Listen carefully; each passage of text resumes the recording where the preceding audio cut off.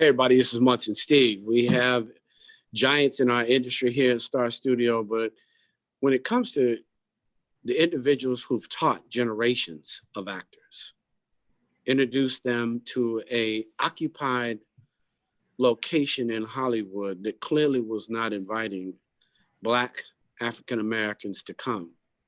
Not only was he starring, but he was teaching in the lives of many actors. I didn't want this moment to go by without saying thank you, Bill Dukes, for all that you've given. In spite of, even as a community, we haven't given you enough. We haven't given you your flowers. We haven't shown you enough respect. I did want to say that from rolling out. I want to make sure that as we think about all these young directors, as we think about all these young actors, that there was only really 1 to 5 Black people in this industry pushing a Black agenda. And that has been forever. One, for our greatness, our talent, but also being an instructor or mentor to so many. Welcome to Star Studio, Bill Dukes, the great. God bless you, my brother, and thank you so much for having me. I really appreciate that. Thank you. You know, I think about Jeff Friday and his wife were on the other day, and literally, obviously, we love Jeff and all, but I remember when there just wasn't a ton of people making it to Acapulco or teaching classes to young Black actors, but there was one person who I know we could count on. There was one person in Hollywood doing boot camps for actors, and these were unknowns. These were uncelebrated. This was a moment when Hollywood didn't have a welcome mat, and they're almost like, why are y'all bothering us?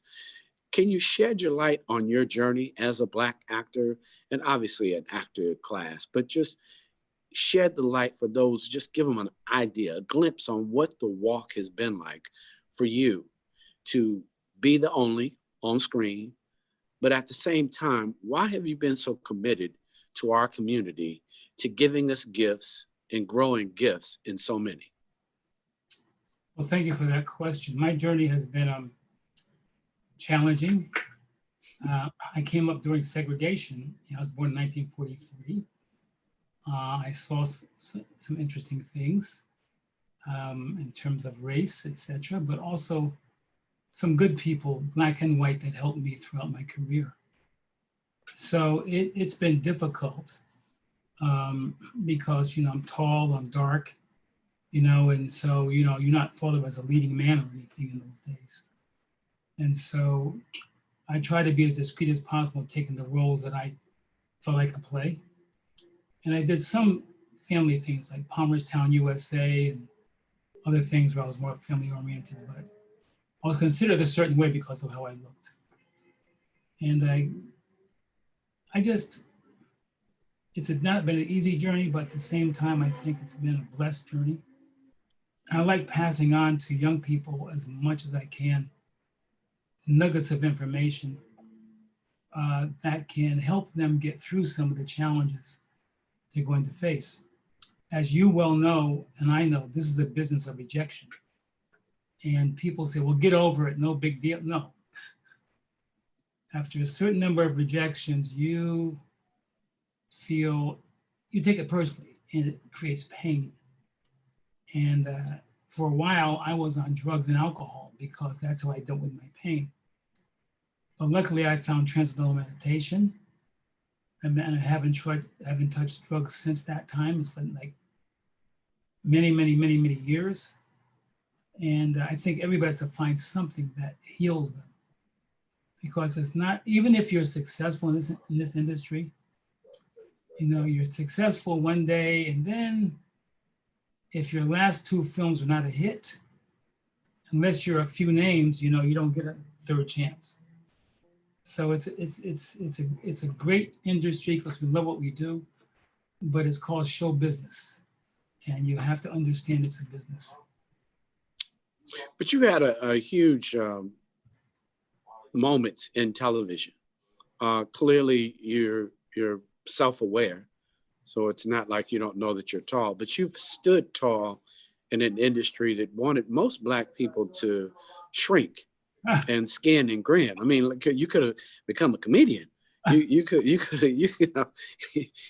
So why didn't you shrink? Because I think it's very difficult for some to stay in character, at least the original character they brought to Hollywood, and not shrink both their personalities, their personal behavior, give agency to them about who they are. How would you share with a young actor literally working to navigate, not how to lose control of who they were, to be in circumstances that 10 years later down the line, they'll be in therapy about? What insight would you give to them about, keeping it honest and keeping your Blackness and just growing in your craft? My parents said something that I never forgot. They said, always remember, you're no better than anybody else, but nobody else is better than you. And that knowledge has lasted with me in terms of my self-regard. I mean, it's a difficult business. You have to make decisions that are based on two things, your moral integrity as a human being, etc., but also your survival. I mean, there are people who put people down who make compromising choices, but they don't know their lives. They don't know that they have 3 children. They have a house note to pay. Their son is in college. They have to pay for food and clothing and shelter. So if they're offered a part and it's not exactly what they want to do, but it's going to help feed their family, sometimes they make those compromises. Now it's difficult because your face and your name are on that compromises for the rest of your life or the rest of your children's lives. But some sacrifices people make because they want to take care of their families. And so it's a balance. Yeah, you use the word balance. Balancing Black. When you're balancing Black and you're Bill Dukes, come on, balancing Black. How do you balance Black in Hollywood? And how do you do it? This is kind of the same question, and do it with skill sets. Because even though I'm looking at Bill Dukes, director, activist, great actor, I'm also looking at Bill Dukes, director, writer. What do you say about acquiring skill sets for Hollywood? Well, as I said, it's a business, and you have to really take seriously what you're doing. You have to study it. It's a craft. It's not just, oh, I have a camera, which is a cell phone now, and a light, and I want to make a movie. No, what is the craft of telling a story?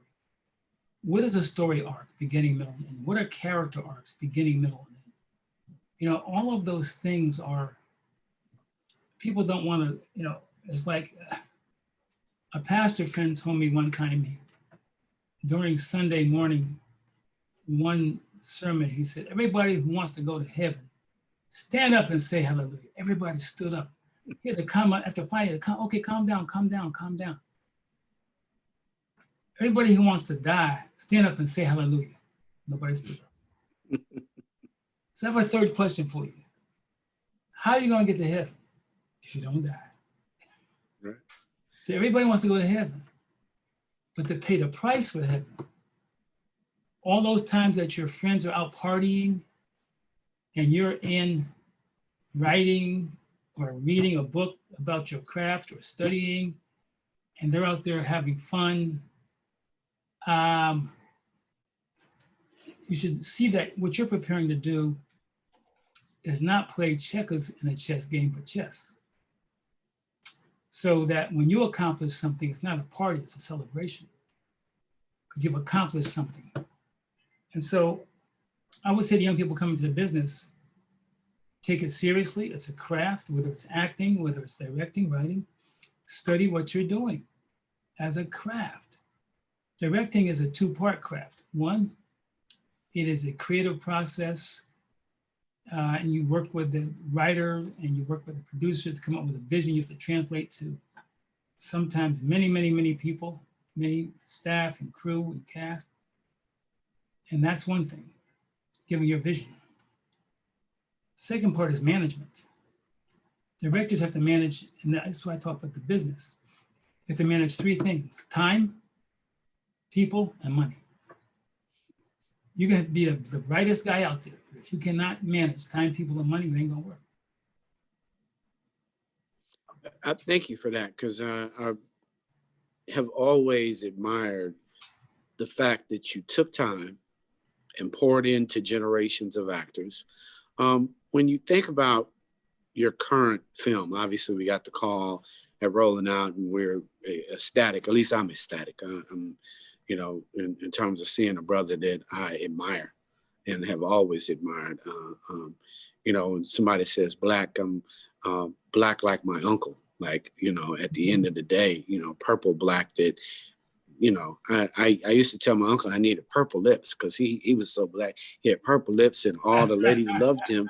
You know, he was a black man and they thought he was so handsome. So, you know, in our community, depending on where you are in your black mind, when you think about the roles that you've played, in the role that you're playing now, what black men are they seeing now post George Floyd?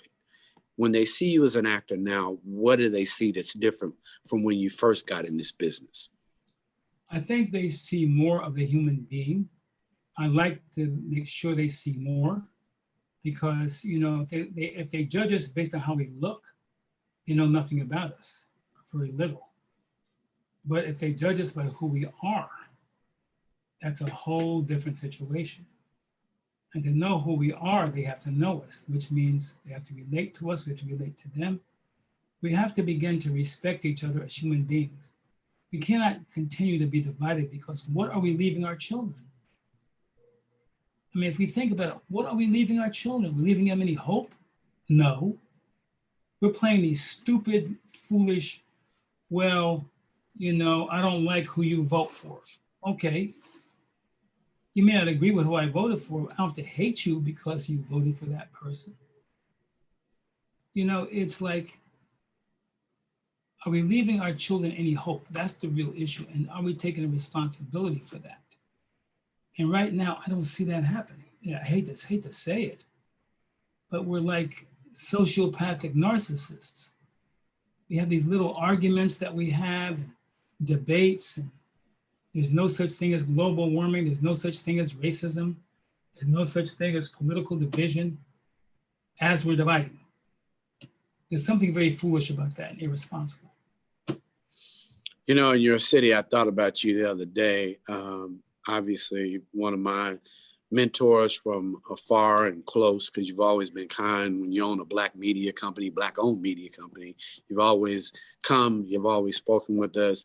But I thought about you when there's, you know, I never knew in my life, I didn't think we would see another David Dinkins moment in New York. I never thought that we would have another. If you did a movie about black mayors in New York now, what's different? What type mayor is this new mayor going to be? And what kind of movie would you make about New York if you could star in it? Well, you know, whether it's the White House, the mayor, the governor, whatever, I look at it like it's not who's in the governor's mansion, it's who owns the governor's mansion. And if you're lucky enough to be in alignment with the owners, that's always great because as the mayor, you have relationships, which, as you know, all politics. A friend of mine, a lawyer friend of mine, were having an argument one day about the court system. I'm not a lawyer, but I was passionate about what I was talking about because it was a case about a friend of mine, and he lost the case. And I said he had a justified case and he lost it. And he said to me, Bill, do you know that did he have what kind of lawyer did he have? I said, he had a really good lawyer. He said, Bill, do you know the difference between a good lawyer and a great lawyer? I said, no, what's the difference? He said, well, Bill, a good lawyer knows the law. A great lawyer knows the judge. Well, you're more than a great actor. When you look at the identity of a Denzel and the door that both you and he were breaking through, obviously, and you've seen him now, your brother, and you see these young actors coming through, what would you tell them about being Black male actors in the roles they're being offered today versus the roles that they can create for themselves? I would say, you know, when we came along, Denzel and I came along, there was no internet. Do you remember the first cell phone, brother? How big it was? It was like It's like a whole battery. you carried the box with you, right? So the thing is that that did not exist. Now, look at Issa Rae. Look at, you know, It's Always Sunny in Philadelphia. Look at all these people. They're getting offers from TV networks because they didn't wait anymore. They started their own shows, and after a certain number of eyeballs, the networks came to them. So the thing is, there are still people waiting to be discovered instead of discovering themselves. I was in a film with Steven Soderbergh a couple of years ago called High Flying Bird. He flew us to New York City. He shot the whole film in a couple of weeks with 5 iPhone 7 Pluses. When they did the dolly shots, they rolled him around in the wheelchair. So if he shot a feature film with an iPhone 7 Plus, what is stopping us now from doing our projects? Nothing except us.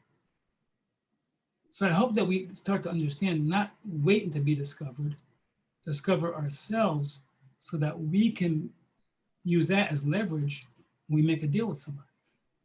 Make any sense? I love that. You know, in the value of self-sufficiency, you know, you think about the whole idea of the Negro League and its expiration versus a community that stayed self-sufficient. And even though you exported, you still stayed self-sufficient.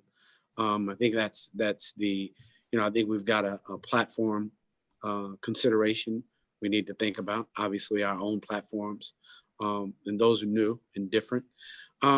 Working with Steven Spielberg, working with the directors who see you, how has your relationship changed over the last 20 years with some of these other directors? Are they see you now as more of a human and have a love for that smile and your insight?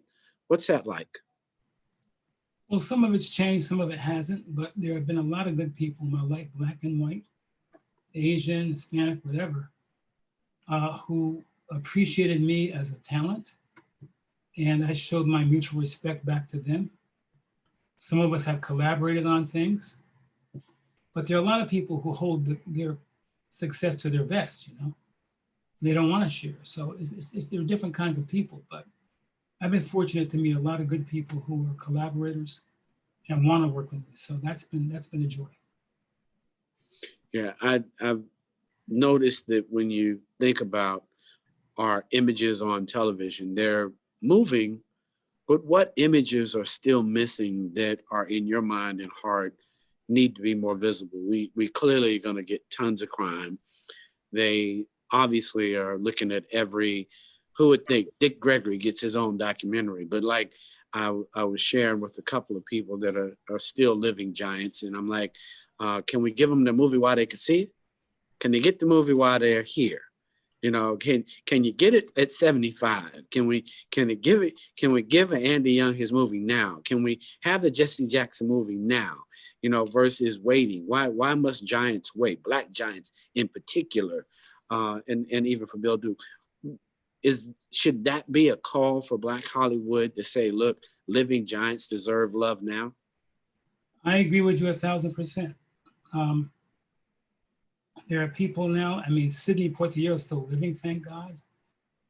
You know, James Earl Jones, one of the pioneers, is still living.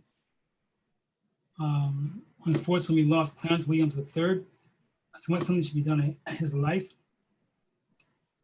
The great Michael Schultz, director, producer, writer. I could go on and on and on and on and on. I wish we had done more on Cicely Tyson when she was alive. But it's all a matter of 3 things. It's a matter of funding, production, distribution, and marketing. Comes back to business, brother. So even if you get the funds, if you don't have distribution, you have a problem, right? If you have distribution, if you don't have the marketing, you have a problem. So the thing is that we have to understand the business of it and really start thinking globally. I mean,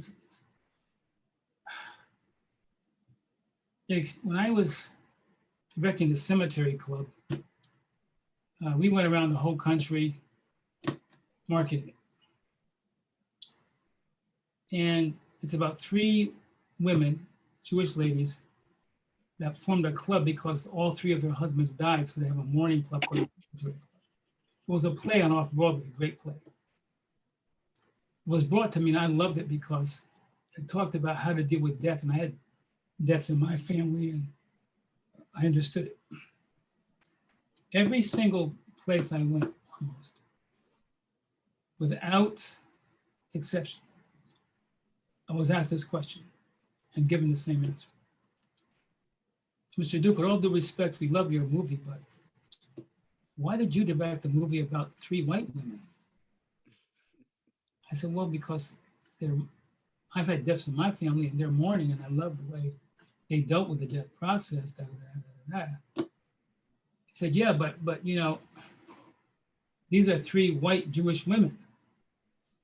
Why would you choose a film like this? And I said to him, I said, well, Steven Spielberg just directed The Color Purple. And here's the thing that got me. And they've made no menace or anything negative about this. They spoke from their consciousness and their heart. They used to say to me, but that's different. Right. Are we aware of the economic power we give to Hollywood without any demands? Like, are we conscious enough as a community No, to really understand? no. There's no collective consciousness in terms of our influence. There is none. I mean, there are Black politicians, but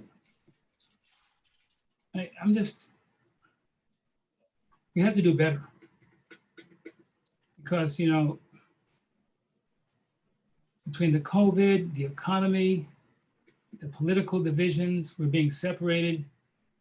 And as a people, somehow we have to start coming together. Right now, we're not doing that as much as we should. There are certain organizations that are trying, but just for the future of even if it's not for ourselves, for the future of our children, we have to begin to do something profoundly, important, so that we're protecting their futures.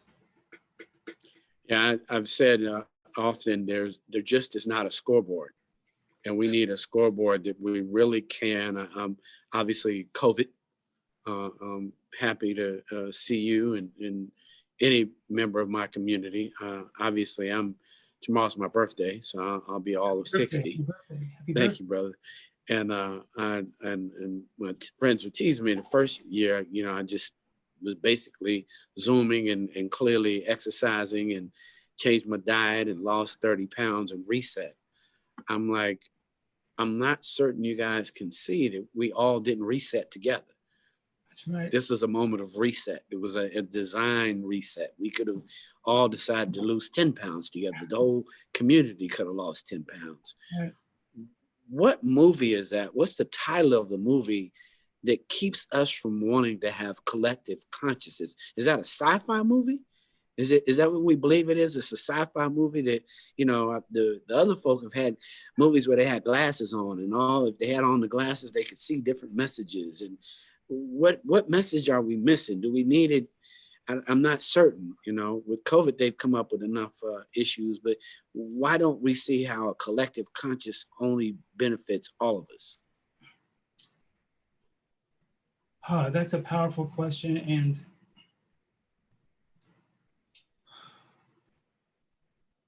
we're divided on so many levels. Age, we're divided. We're still talking about light and dark skinned people fighting each other over the complexion of their skin. And in 2021, sir, do you know what I'm saying? I do. I mean, we're talking about, I'm going to kill you for coming on my turf, and you don't own a damn inch of it. How am I going to come on your turf if you don't own it? Yeah.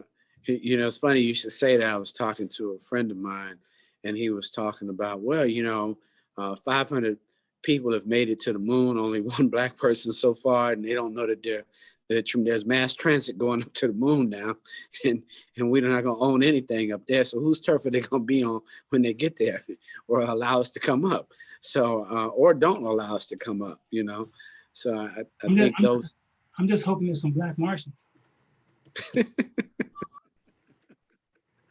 Oh, so you got the Black Martian movie coming. So it's going to be called BM. Yeah.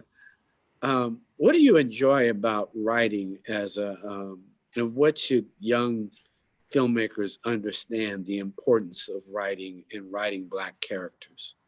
Well, in writing any character, there's a craft to writing. First, there's a story arc, the beginning, middle, and end. And how do you hook the audience into that story arc and stop thinking just domestically, but how do you globally? What is the human message? What is the message? Then what are the character arcs? The beginning, middle, and end of the character. And how do you make somebody care about the protagonist, the main person? What emotional hooks do you hook into the audience so that person can take you through the journey of the whole movie and you care about how things come out for them? That's a craft and a skill. Those are crafts and skills, man. And a lot of people are not focusing on that. They're like the action, a lot of other things, but. I don't want to take up any more of your time, but I just want to acknowledge your greatness, tell you how much we love you for all that you've given, all that you do. Everybody support anything that Bill Dukes is doing. I want to thank you for coming on Star Studio. Anytime we can be of service, I'm going to reach out to you for September so we can get a date and we can at least Zoom and let you teach a half-hour class on just understanding how to convey your greatness on film. For everybody, this is Munson Steve with Rolling Out at Star Studio, and a real GOAT, that means greatest of all times, Bill Dukes. Thank you for all that you continue to give us, both the courage and the love. Thank you so much for having me on, and thank you for the great questions, and the integrity of your network is more than appreciated. Thank you for that. Thank you, Bill. Peace. God bless. Peace to you.